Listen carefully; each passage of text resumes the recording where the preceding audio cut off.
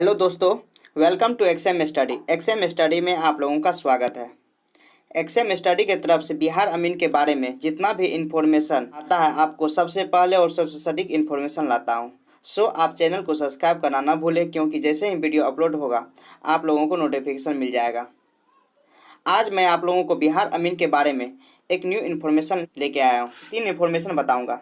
3 information. पहला information क्या, बिहार अमीन form फिर से स्टार्ट हो चुका है। किसके लिए? DQ कैंडिडेट्स के लिए। दूसरा क्या है, बिहार लॉकडाउन के बाद कब बिहार अमीन का एग्ज़ाम होगा।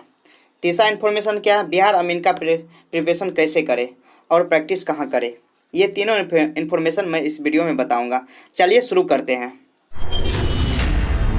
मैंने बोला था कि इन्फॉर्मेशन 3 बताऊंगा, तो पहला इन्फॉर्मेशन क्या है, फर्स्ट इन्फॉर्मेशन आप लोगों के बीच, बिहार अमीन फॉर्म फिर से स्टार्ट हो चुका है, रीओपन फॉर किसके लिए? DQ कैंडिडेट्स के लिए। देखिए, बिहार अमीन के लिए जो है विज्ञापन BCEC बी रिवाइज किया है 3/2019, उसको 22/4/2020 फिर से 22/4 को यह विज्ञापन आया है। तो इसके लिए ये क्यों फिर से स्टार्ट हुआ है? क्योंकि इससे पहले जो दिव्यांग कोटा के स्टूडेंट थे वो नॉर्मल दिव्यांग में फॉर्म फिलअप कर दिए थे, लेकिन ये जो रीओपन हुआ है वह बहुत दिव्यांग, मतलब एक से अधिक दिव्यांग है, तो वो अपना फॉर्म फिर से फिलअप कर सकते हैं। उसका फिलअप करने का डेट भी आ चुका है, कल से स्टार्ट होने वाला है। तो देखिए क्या है, रजिस्ट्रेशन ऑनलाइन आवेदन भरने तथा परीक्षा शुल्क भुगतान करने की प्रारंभिक तिथि क्या है? 24/4/2020 को है। उसके अलावा क्या है, ऑनलाइन आवेदन भरने हेतु रजिस्ट्रेशन की अंतिम तिथि, कितना अंतिम तिथि? 30 अप्रैल 2020 को है। तो 7 दिन का टाइम दिया है। आप लोग इस बीच फॉर्म जो मल्टी डिसेबिलिटी है वो फॉर्म भर सकते हैं। फिर से बहुत ही सुनहरा मौका है। जो फॉर्म अपना भरना भूल गए थे वो डिसेबिलिटी अपना फॉर्म फिर से भर सकते हैं। तो इसलिए आप लोगों को बहुत ही सुनहरा मौका आया हुआ है बिहार अमीन में जाने के लिए। और आप लोगों को पता है कि इससे पहले बिहार अमीन का एग्ज़ाम पोस्टपोन हो चुका था कुछ कारणवश से, लेकिन जैसे ही लॉकडाउन ख़त्म होगा आप लोगों का एग्ज़ाम बहुत ही जल्दी हो जाएगा।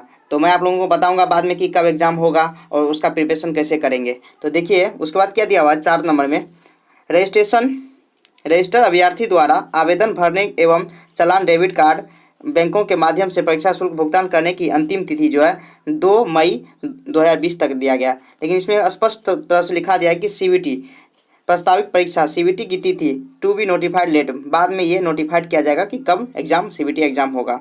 तो चलिए देखते हैं शुरू में क्या क्या लिखा हुआ, पूरा इन्फॉर्मेशन पढ़ लेते हैं बिहार अमीन की तरफ से जो आया हुआ है।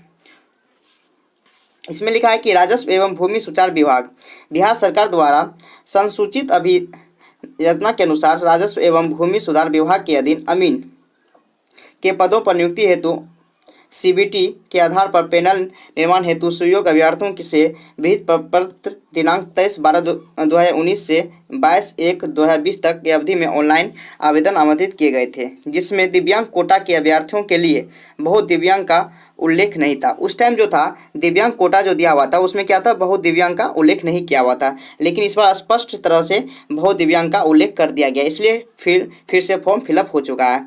उसके बाद क्या बताया कि राजस्व एवं भूमि सुधार विभाग से प्राप्त निर्देश के आलोक में दिव्यांगन अधिकार अधिनियम इसके तहत फिर से वो अपना अनुसार तिथ्यानुसार प्रदान किया जाएगा और मल्टी डिसेबल श्रेणी के अभ्यर्थियों को ऑनलाइन भरने की अवसर फिर से मिल चुका है।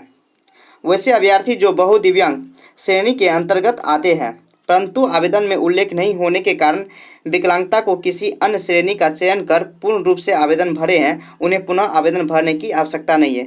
जो इससे पहले जो विकलांग मल्टीपल डिसेबिलिटी थे वो फॉर्म भर चुके हैं, तो वो फिर से उसके भरने की कोई ज़रूरत नहीं है।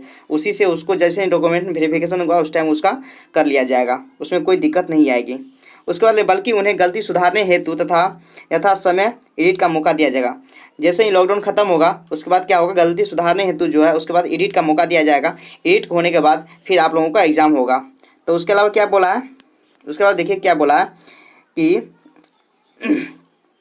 तदनुसार विज्ञापन प्रकाशित किया जाएगा। उस समय ऐसे अभ्यर्थी अपनी डाटा को अन्य त्रुटियों के साथ साथ बहुत दिव्यांगता संबंधित सुधार कर सकते हैं। जो बच्चे इससे पहले मल्टीपल डिसेबिलिटी अपने टिक नहीं मारे हैं, उस टाइम टिक नहीं था, अगर जैसे ही एडिट होगा, एडिट के लिए आपको नोटिफिकेशन दिया जाएगा, उस टाइम आप एडिट करके बहुत दिव्यांग कर सकते हैं। और इसके लिए तो आपको पहले से पता है कि शैक्षणिक योग्यता 12th है। और आवेदन क्या था यहाँ से इसके 20 था। और इसका ऑनलाइन फॉर्म आप लोगों को बहुत कितना 24 अप्रैल से फॉर्म फिलअप हो रहा है।